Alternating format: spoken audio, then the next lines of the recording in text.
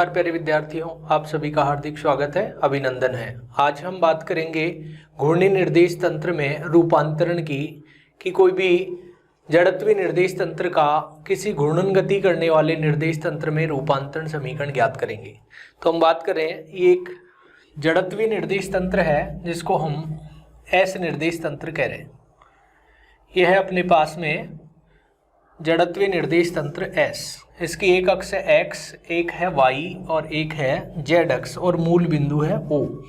यहाँ पर एक बिंदु है पी जिसके निर्देशांक है एक्स, वाई और जेड है, और इस पी बिंदु का इस मूल बिंदु ओ के सापेक्ष स्थिति सदिश है वो आर वेक्टर है। आर वेक्टर है। ये जड़त्वीय निर्देश तंत्र है एस निर्देश तंत्र। एस निर्देश तंत्र। इस निर्देश तंत्र के सापेक्ष एक दूसरा निर्देश तंत्र जो घूर्णी निर्देश तंत्र है जिसको हमने कहा एक्स डैश, वाई डैश और ये है जेड डैश। इसके लिए ओ बराबर है ओ डैश। इस निर्देश तंत्र में भी ये पी बिंदु स्थित है। इस पी बिंदु के कोऑर्डिनेट हो गए अपने पास में x dash, y dash, z dash और इसका स्थिति सदिश है वो आर बराबर आर डैश वेक्टर हो गया। हम बात करें इसको कह रहे हैं हम आर निर्देश तंत्र। आर निर्देश तंत्र है ये। इस निर्देश तंत्र की हम बात करें, ये एक एस निर्देश तंत्र है और इसके सापेक्ष ये आर निर्देश तंत्र घूर्णन गति कर रहा है। एस निर्देश तंत्र के एक्स अक्ष के अनुदिश एकांक सदिश की हम बात करें तो आई कैप और एक्स डैश के अनुदिश है आई कैप डैश। ऐसे ही ये जे कैप और ये है जे कैप डैश, ये के कैप और ये है के कैप डैश है अपने पास। ये एकांक सदिश है। हम बात करें ये जो आर निर्देश तंत्र ये घूर्णन गति कर रहा है, इसका मतलब है कि इस आर निर्देश तंत्र जब घूर्णन गति करेगा तो इसकी एकांक सदिशों का मान भी परिवर्तित होगा, दिशा का मान भी परिवर्तित होगा। तो हम बात करें सबसे पहले माना कि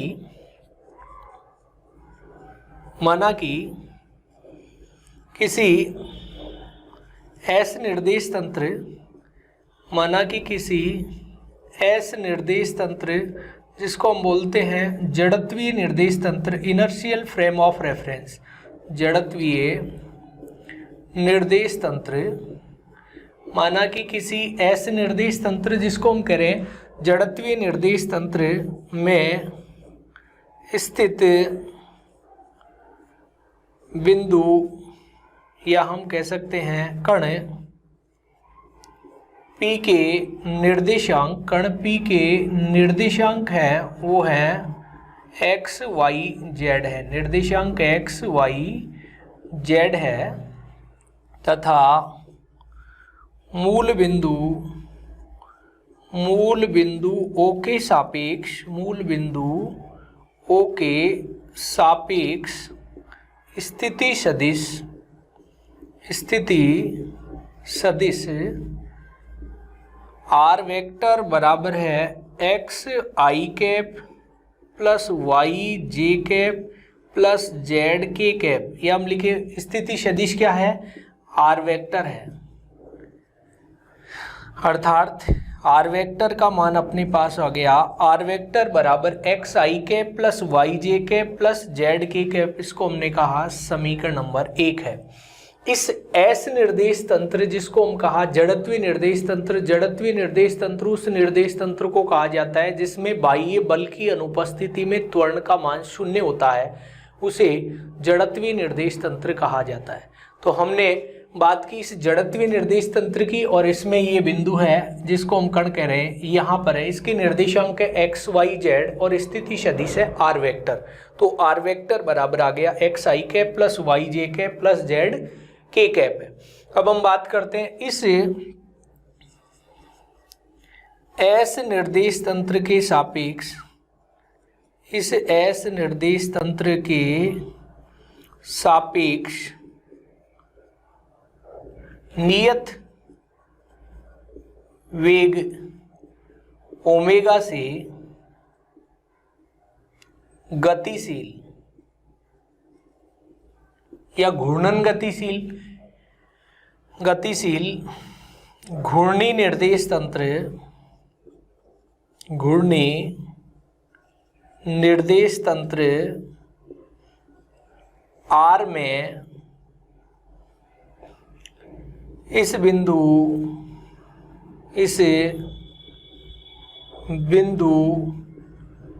P के निर्देशांक, इस बिंदु P के निर्देशांक है x dash y dash z dash है। निर्देशांक क्या है? x dash y dash z dash है तथा मूल बिंदु O के सापेक्ष, मूल बिंदु O के सापेक्ष स्थिति सदिश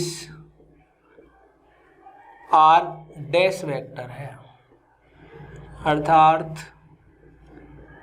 R डैश वेक्टर बराबर x dash I cap dash plus y dash j cap dash plus z dash k cap dash. समीकरण नंबर कह दिया इसको 2 है। हम जानते हैं कि यदि ये कण स्थिर है तो r डैश बराबर r होगा। r निर्देश तंत्र घूर्णन गति कर रहा है तो i cap dash j cap dash k cap dash परिवर्तित होंगे। तो हम बात करें r निर्देश तंत्र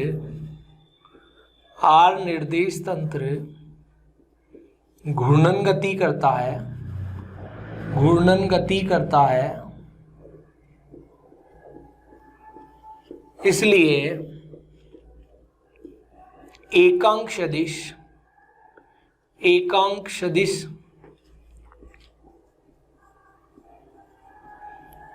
I cap dash j cap dash तथा k कैप डैश का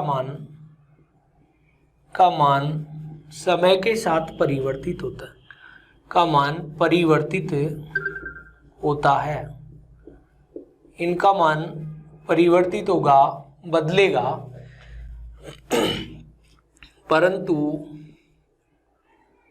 कण या बिंदु P स्थिर है तो स्थिति सदिश R वेक्टर बराबर होगा R डैश वेक्टर के। तो ये नहीं बदल रहा है, R निर्देश तंत्र ही घूर्णन गति कर रहा है तो R बराबर होगा R डैश के, और इस R डैश का मान है अपने पास समीकरण 2 से हम लिख सकते हैं R वेक्टर को हम लिख सकते हैं R डैश के बराबर, और ये मान है अपने पास में x dash I cap dash plus y dash j cap dash plus z dash k cap dash. इसको हमने कहा समीकरण नंबर ये 3 है।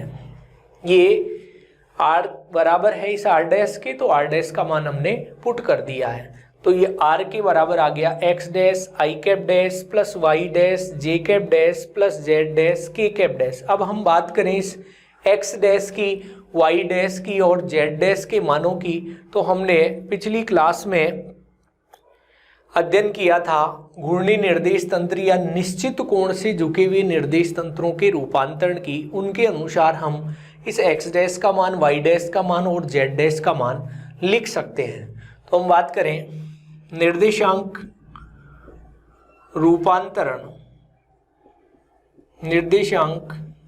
रूपांतरण समीकरण के अनुसार, समीकरण से हमने मान निकाला था x डैश बराबर x कॉस कोण x dash O x plus y cos कोण x dash O y plus z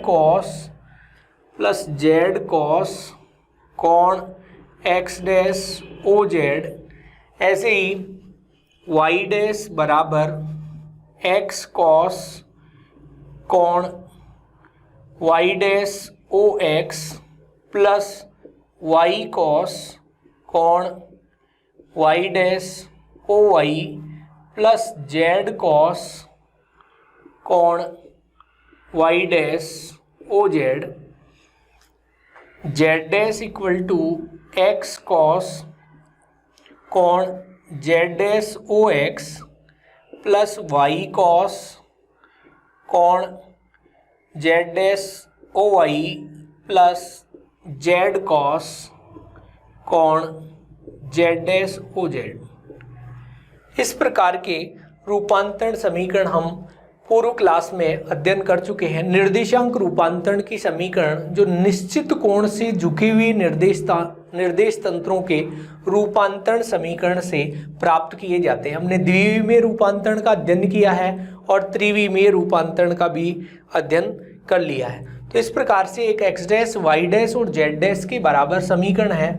हम इस क्वांटिटी को कोण एक्स डैश ओ एक्स, कोण एक्स डैश ओ और एक्स के मध्य का कोण है जिसको हम लिख सकते हैं आई कैप डैश कोण आई कैप डैश और आई कैप के मध्य का कोण है जिसको हम लिख सकते हैं I cap dash dot I cap, और I cap dash dot I cap को डॉट हटाएं तो हम कोस थीटा के रूप में लिख सकते हैं। तो ये जो टर्म है अपने पास में, ये समीकरण 4 को हम इस प्रकार से लिख सकते हैं। ये समीकरण नंबर 4 है। हम लिखें या x डैश बराबर x, इसको हम लिख सकते हैं I cap dash dot I cap, ये है अपने पास y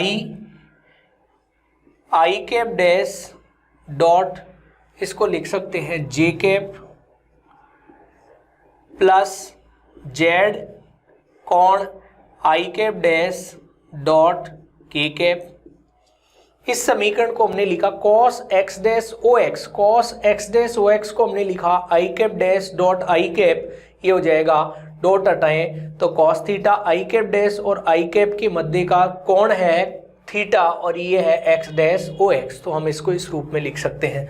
ऐसे ही वाई डैश बराबर एक्स, ये अपने पास है वाई डैश, तो हम लिख सकते हैं जे कैप डैश डॉट आई cap plus y j cap dash dot j cap plus z j cap dash dot के कैप, तथा जेड डैश बराबर एक्स जेड डैश डॉट आई कैप, सॉरी इसको लिख सकते हैं हम के कैप डैश डॉट आई cap plus y k cap dash dot j cap और plus z k cap dash dot के कैप। इस प्रकार ये समीकरण है और इस समीकरण 4 को हम समीकरण 5 के रूप में लिख सकते हैं।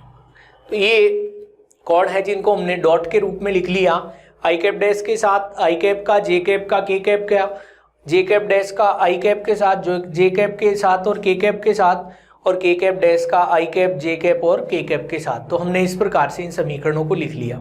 इस वाले को एक मैट्रिक्स के रूप में भी हम रिप्रेजेंट कर सकते हैं इस समीकरण नंबर 5 को, जिसमें इसको लिख सकते हैं A11 A12 A13 A21 A22 A23 A31 A32 और A33 के रूप में भी हम इसे व्यक्त कर सकते हैं।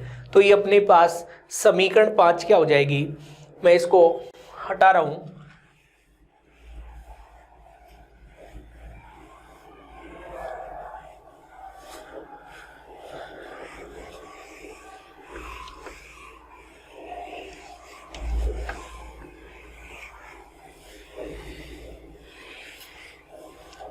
तो अपने पास में या समीकरण 5 को हम पुनः लिख रहे हैं। समीकरण 5 को क्या लिख रहे हैं, एक्स डैश बराबर एक्स, इसको हम लिख रहे हैं A11 i cap dash dot I cap को क्या लिखा हमने A11, तो हमने लिखा A11 x plus A12 y plus A13 z, y dash बराबर A21 x A22 y A23 z z dash equal to A31x plus A32y plus A33z, ये समीकरण नंबर हो गया 6। या हम लिख सकते हैं मैट्रिक्स रूप में समीकरण 6 को मैट्रिक्स रूप में लिखने पर, मैट्रिक्स रूप में लिखने पर लिख सकते हैं हम इसको मैट्रिक्स के रूप में। तो ये अपने पास आएगा x dash y dash z dash बराबर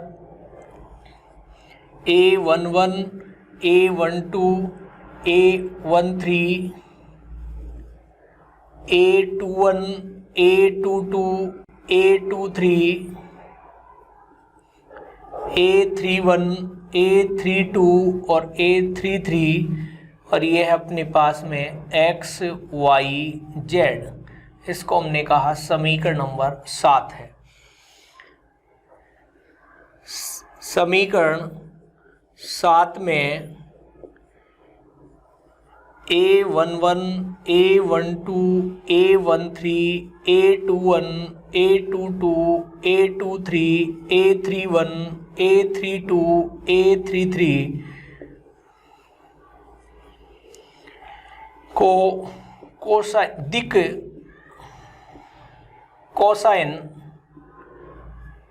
कोसाइन मैट्रिक्स कहा जाता है। दिक कोसाइन मैट्रिक्स कहा जाता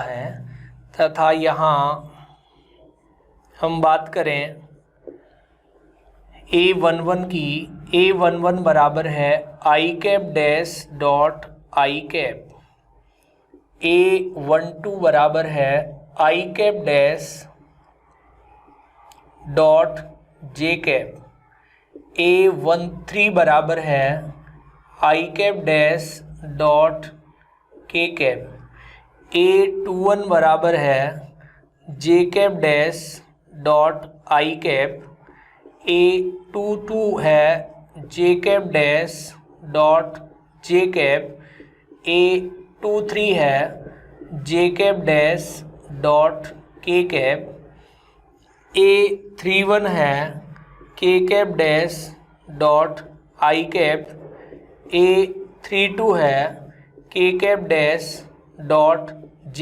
कैप, A33 है k cap dash dot k cap.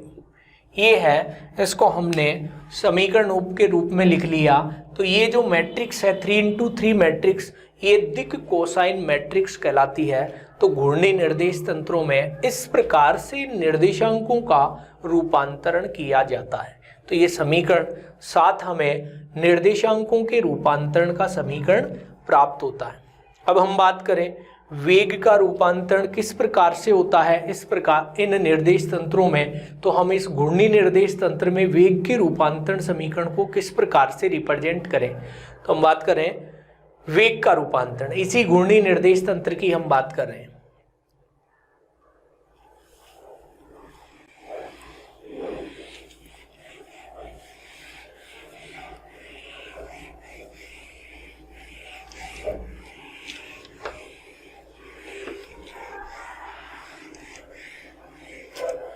वेग का रूपांतरण, सबसे पहले हमने बात की है वेग का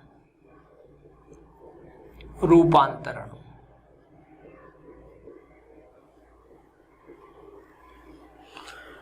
वेलोसिटी ट्रांसफॉर्मेशन की हम बात करें, वेग का रूपांतरण। हम जानते हैं कि हमारे पास में समीकरण नंबर 3 है, वो स्थिति की समीकरण है, और उस स्थिति की समीकरण का समय के सापेक्ष परिवर्तन ज्ञात कर लिया जाए तो वो वेग को रिप्रेजेंट करेगी। हम वेग का रूपांतरण समीकरण किस प्रकार से प्राप्त करेंगे। तो समीकरण 3 का t के सापेक्ष अवकलन कर दिया जाए तो हमें क्या समीकरण मिलेगी। समीकरण 3 का t के सापेक्ष अवकलन करने पर समीकरण 3 ये है d r vector upon d t बराबर d upon d t x dash i cap dash plus y dash j cap dash plus z dash k cap dash. हम जानते हैं कि घूर्णी निर्देश तंत्र में i cap dash, j cap dash और के कैप डैश भी परिवर्तित होता है, जबकि जड़त्वीय निर्देश तंत्र एस में तो ये परिवर्तित नहीं होता है। तो हम बात करें घूर्णी निर्देश तंत्र की, तो ये भी परिवर्तित होगा, समय के साथ ही इसका मान भी बदलेगा। तो हम इसका अवकलन करें तो ये आएगा अपने पास d r vector upon d t बराबर, एक बार एक्स डैश का टी के सापेक्ष अवकलन आई कैप डैश कांस्टेंट, एक बार x dash constant i cap dash का। तो अपने पास में आएगा एक तो d x dash upon d t i cap dash plus x dash d i cap dash upon d t, ऐसे ही plus d y dash upon d t j cap dash plus y dash d j cap dash upon d t plus d z dash upon d t k cap dash plus z dash d k cap dash upon d t. इस प्रकार से हमने u into we से इनका अवकलन कर लिया है। हम लिख रहे हैं d r vector upon d t बराबर d x dash upon d t i cap dash plus d y dash upon d t j cap dash plus d z dash upon d t k cap dash. इसको तो एक bracket में लिख लिया, इसको इस वाले पद को और इस वाले पद को हमने एक ब्रैकेट के रूप में लिख लिया, plus x dash d i cap dash upon d t plus y dash d j cap dash upon d t plus z dash d k cap dash upon d t. इसको हमने next समीकरण number दे दिया। समीकरण 7 तक हमें प्राप्त हो गई थी, समीकरण नंबर 8 कह दिया इसे। हम जानते हैं कि आर निर्देश तंत्र में d x dash upon d t i cap dash, d y dash upon d t j cap dash, d z dash upon d t k cap dash, ये टर्म तो अपने पास में d r dash upon d t की है।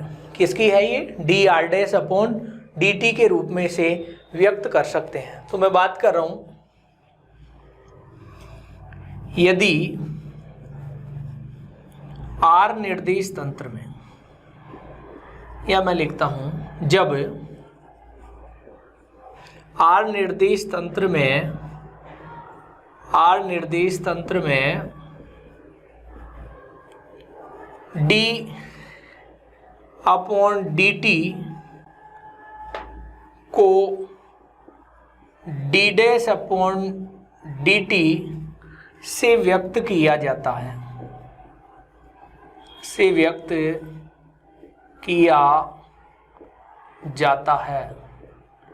क्योंकि अपने पास में D upon d T R में भी है और D upon d T R dash में भी है। तो हम इसको लिखें D r upon d t को मैं लिख देता हूं, चाहे आपके समझ में आए, तो हम इसको लिख सकते हैं d dash r upon d t से व्यक्त किया जाता है। तो समीकरण 2 से d r dash upon d t बराबर अपने पास समीकरण मिलेगा d x dash upon d t i cap dash plus d y dash upon d t j cap dash plus d z dash upon d t k cap dash. हम जानते हैं कि हमने लिखा है आर निर्देश तंत्र में d r upon d t को क्या लिखे, d dash r upon d t लिखें, और साथ में ये भी लिखें कि आर डैश बराबर क्या है, आर होता है। तो हम लिखें, या हम लिखें इसको d dash r dash vector upon d t बराबर d x dash upon d t i cap dash plus d y dash upon d t j cap dash plus d z dash upon d t k cap dash. ये समीकरण अपने पास में किसकी है? S dash निर्देश तंत्र में ये समीकरण है और इस आर डैश के बराबर तो आर ही होता है। हम यहाँ लिख सकते हैं इसको डी अपॉन डी टी बराबर हम लिख रहे हैं d dash upon d t, या d r vector upon d t बराबर लिख रहे हैं d dash r vector upon d t. या भी आप डैश लिखें तो हम इसको क्या लिख सकते हैं? डैश के रूप में लिख सकते हैं, या हम लिखें इसे या d dash r vector upon d t बराबर d x dash upon d t i cap dash plus d y dash upon d t j cap dash plus d z dash upon d t k cap dash. ये समीकरण number 9 प्राप्त हो गया हमें। इसमें भी आप लिखना चाहें तो आर वेक्टर बराबर होता है आर डैश वेक्टर के। ये आर डैश बराबर आर होता है या आर के बराबर आर डैश होता है, तो हमने इस आर डैश को क्या लिख दिया? आर के रूप में रूपांतरित कर दिया। तो ये समीकरण आ गया 9। इसका मतलब है इस समीकरण 8 में ये टर्म तो किसको व्यक्त कर रही है? D dash r vector upon d t को व्यक्त कर रही है, और इनका मान अभी हम ज्ञात कर रहे हैं। आई कैप डैश का टी के सापेक्ष परिवर्तन, जे कैप डैश का टी के सापेक्ष परिवर्तन और के कैप डैश का टी के सापेक्ष परिवर्तन क्या होता है, उनका मान हम कैलकुलेट कर रहे हैं। तो ये समीकरण नंबर 9 आ गया है अपने पास में। अब हम बात करते हैं तथा आई cap dash, j cap dash एवं के कैप डैश का समय टी के सापेक्ष परिवर्तन ज्ञात करने के लिए इनका हम परिवर्तन ज्ञात करें तो करने के लिए एक सदिश ए की हम बात करें, सदिश ए का उपयोग किया जाता है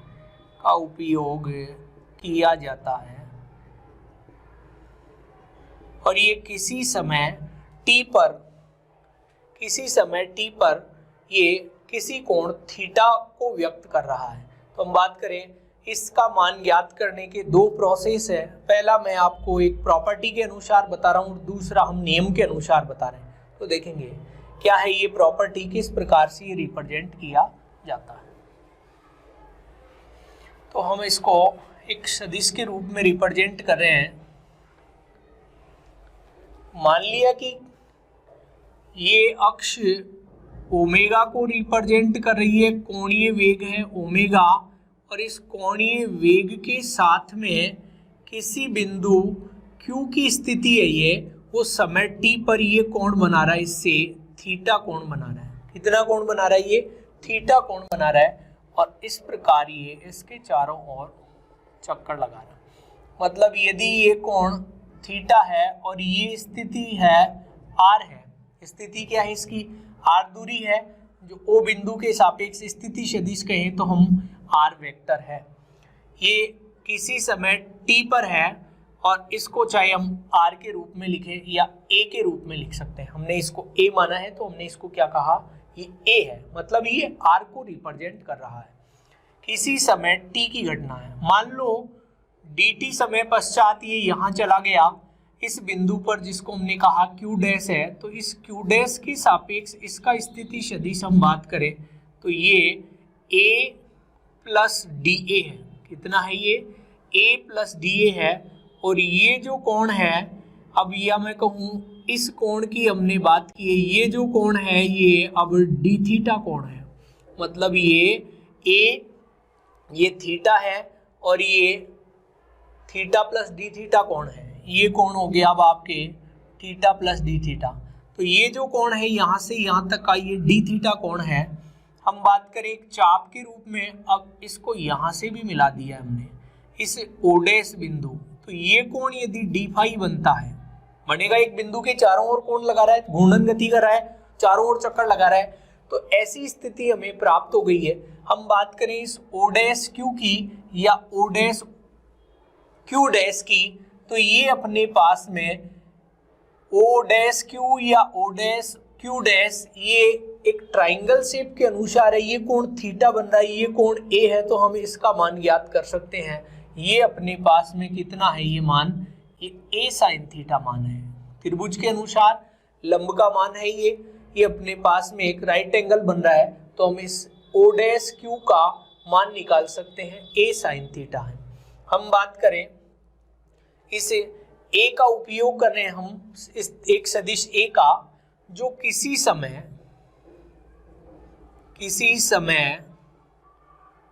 टी पर क्यू बिंदु पर तथा टी प्लस डी टी समय पर क्यू डैश बिंदु पर होता है। अतः हम बात करें Q dash O dash Q से कोण बराबर चाप अपॉन त्रिज्या का एक फॉर्मूला होता है, जिसकी सहायता से हम चाप के बराबर मान याद करें तो त्रिज्या इंटू कोण होता है। इसका मतलब है चाप बराबर त्रिज्या इंटू कोण हो गया, ये मान हो गया अपने पास में। तो चाप है अपने पास में क्यू डैश, चाप कितना है क्यू डैश, और त्रिज्या है अपने पास में ए साइन थीटा और कोण है डी फाई। हम त्रिज्या है ओ डैश क्यू एक ट्राइंगल के अनुसार प्राप्त हुआ, और ये जो चाप है क्यू डैश, इस चाप की हम बात करें तो ये पोजीशन वेक्टर है ए प्लस डी ए और ये है ए, तो ये वाला चाप कितना होगा अपने पास में, ये वाला चाप ये होगा अपने पास में चाप का मान ए प्लस डी ए माइनस ए बराबर कितना डी ए वेक्टर। तो इसको हम लिखे डी ए वेक्टर बराबर a sine theta d phi. हम लिखना चाहिए यहाँ तो हम लिख सकते हैं कि ये जो क्यू डैश है वो किसके बराबर है, डी ए वेक्टर के बराबर है। तो देखो इसका मतलब d a vector upon d t बराबर a sine theta d phi upon d t, और d phi upon d t कोणीय विस्थापन में परिवर्तन की दर है, जिसको हम ओमेगा कह सकते हैं। तो ये हो गया अपने पास में D a upon d t बराबर ए साइन थीटा, ये हो गया ओमेगा।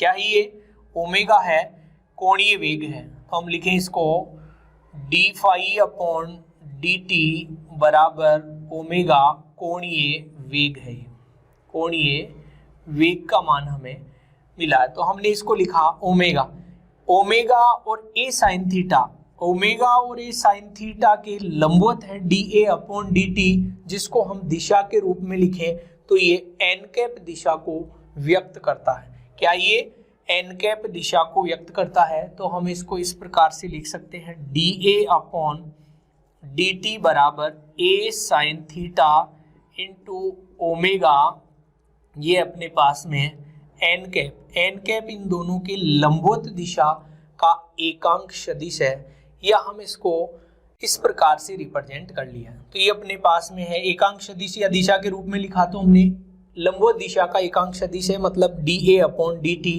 एन कैप क्या है, लंबवत दिशा का एकांक सदिश अपने पास में।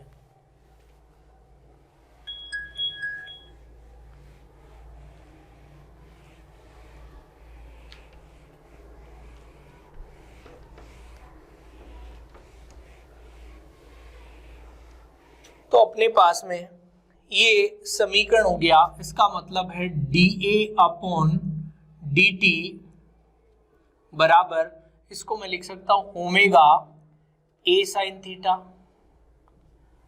Omega a sine theta n cap. यहाँ जो एन कैप है, एन कैप लंबवत दिशा का एकांक सदिश है, एकांक सदिश है।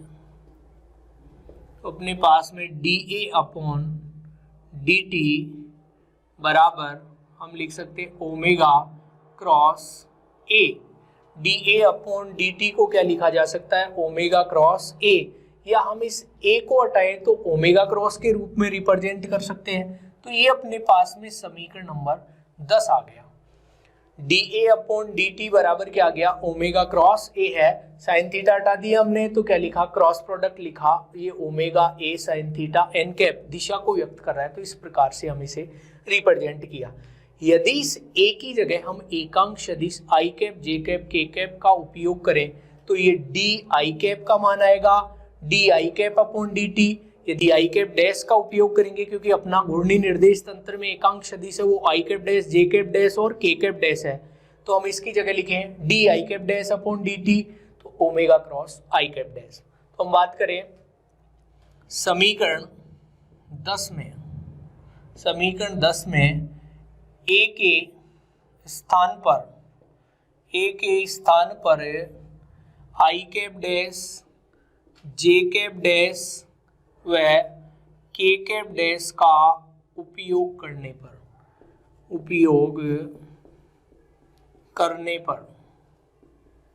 ये अपने पास में di cap dash upon dt बराबर omega cross i cap dash, j cap dash upon dt बराबर omega cross j cap dash, k cap dash upon dt बराबर omega cross k cap dash. ये समीकरण हमें समीकरण 11 के रूप में प्राप्त होगी। तो हमने इस i cap dash j cap dash और k कैप डैश का समय के साथ रूपांतरण मान प्राप्त कर लिया। यही मान हम रेखीय वेग v और कोणीय वेग ओमेगा में संबंध से भी प्राप्त कर सकते हैं। ये जो वेग होता है v, वो रेखीय वेग v और कोणीय वेग ओमेगा में एक संबंध होता है, v बराबर ओमेगा क्रॉस r से भी डिनोट किया जाता है। उस फॉर्मूले की सहायता से भी ये ज्ञात किया जा सकता है।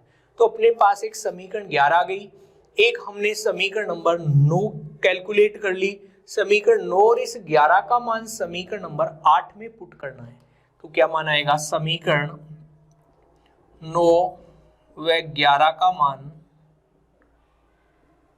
समीकरण 8 में रखने पर, समीकरण 9 और 11 का मान किस में पुट कर दें, समीकरण 8 में पुट कर दें, तो ये अपने पास dr अपॉन dt बराबर d dash r upon dt plus x dash di cap dash upon dt, इसको लिखे हम omega cross i cap dash plus y dash omega cross j cap dash plus z dash omega cross k cap dash. इस प्रकार से हम इसको समीकरण 8 में 9 और 11 का मान पुट कर दिया तो ये समीकरण हमें प्राप्त हुई। या हम लिख सकते हैं dr वेक्टर अपॉन dt बराबर d dash r vector upon dt, ये d डैश r निर्देश तंत्र में है, प्लस हम लिख सकते हैं इसको omega cross x dash i cap dash plus omega cross y dash j cap dash plus omega cross z dash k cap dash. ऐसे ही हम लिख सकते हैं d r vector upon d t बराबर d dash r vector upon d t plus omega cross, हम लिख सकते हैं इसको x dash i cap dash plus y dash j cap dash plus z dash k cap dash. ये अपने पास में समीकरण प्राप्त हो गई है। हम जानते हैं कि d डैश है वो r निर्देश तंत्र में मान है। हमने d अपॉन डी टी को r निर्देश तंत्र में d dash upon d t से व्यक्त किया है, तो अपने पास में ये d dash upon d t लिखा, ये x dash i cap dash plus y dash j cap dash plus z dash k cap dash r dash होता है और आर डैश बराबर आर होता है, तो हम इसे आर से रिप्रेजेंट कर सकते हैं। तो अपने पास में ये समीकरण इस प्रकार से हो जाएगा,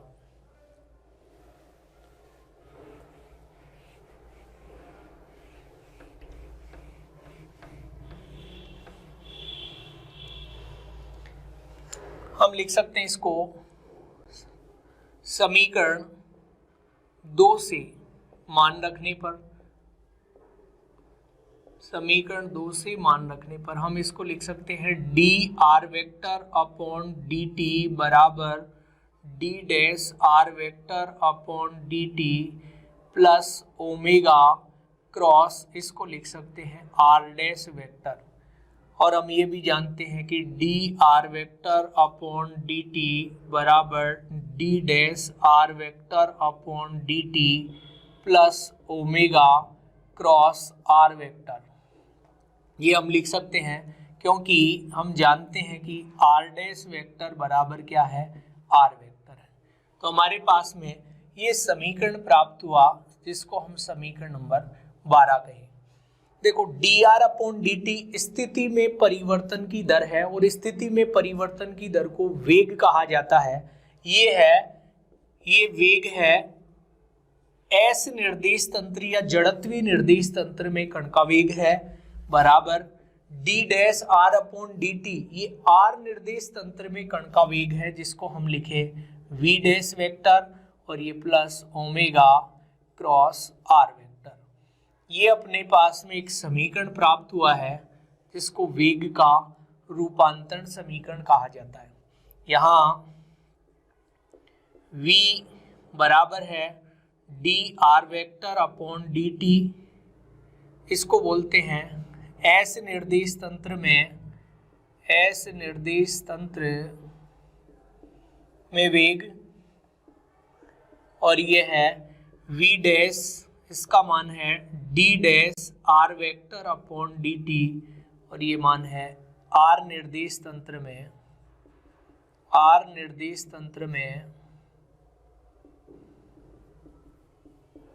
वेग है। इस समीकरण को जिसको हम चाहे समीकरण नंबर 13 कहें या 12 कहें, दोनों एक ही बात है। इस समीकरण 12 को या 13 को वेग की रूपांतरण समीकरण कहा जाता है। समीकरण 13 को वेग का रूपांतरण समीकरण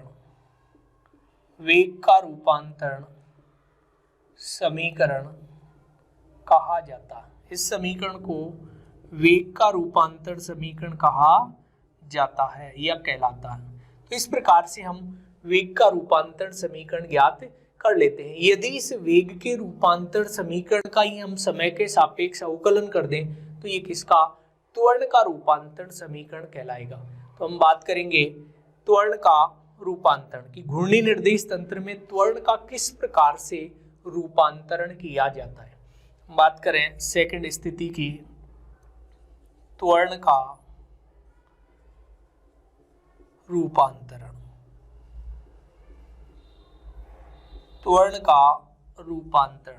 हम बात करें इस समीकरण 12 का उपयोग करें और इस समीकरण 12 से लिखें। समीकरण 12 से d r vector upon d t बराबर है d dash r vector upon d t plus omega cross r vector है। यदि इसको ऑपरेट फॉर्मेट में बनाएं, इसी को हम आर हटा दें तो हम इसको लिख सकते हैं, इसका संकारक रूप हम लिख सकते हैं, ये होगा डी अपॉन डी टी बराबर d dash upon d t plus omega cross, ये मान होगा इसका संकारक रूप होगा। इसका इस समीकरण के साथ ही क्या कर दिया जाए, गुणा कर दिया जाए तो हमें d square r upon d t square प्राप्त होगा जो त्वरण को व्यक्त करेगा।